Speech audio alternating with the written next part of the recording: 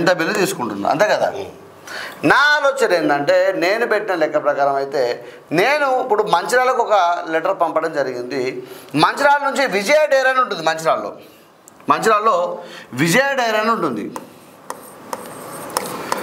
మంచిర్యాల జిల్లా లోపల విజయ డైరీ అని ఉంటుంది.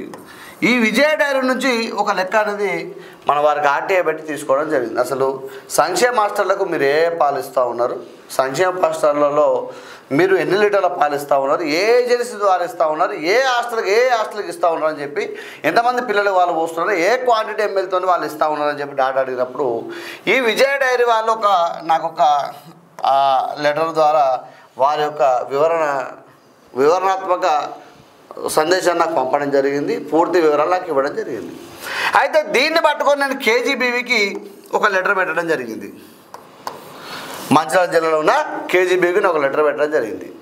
పెట్టిన తర్వాత ఈ కేజీబీవీ వాళ్ళు ఏం చేసినారా అంటే నాకు అన్ని లెటర్లు మాకు నేను నెల డాటా అడిగినాను. మీరు ఎంత బిల్లు లేవడుతున్నా అడిగితే మేము సార్ బిల్లులు అనేది మీకు చెప్పలేము, మేము ఇవంతా కూడా ఏజెన్సీ అంతా కూడా హయ్యర్ అథారిటీ వాళ్ళు డిసైడ్ చేస్తారు, అది వాస్తవం కావచ్చు, దానికి నేను ఏమనట్లేదు. ఇది ఏం చేసినారా అంటే పూర్తిగా మేము బిల్లులను మీకు చెప్పలేము. దేశంలో కూడా ఒక 2-3 కేసులు తీసుకున్నారు. అంటే ఒక మనిషి వర్సెస్ స్టేట్ అని ఇక రకరకాలు ఉంటాయి. గతంలో జరిగిన 2 కేసులు ఉంటాయి. దాని వివరణాత్మక దాన్ని తీసుకొని ఆ కేసు నెంబర్లు రాసి నాకు వాళ్ళు పంపడం జరిగింది. ఇక్కడ అసలైన సమస్య ఇక్కడనే మొదలవుతుంది.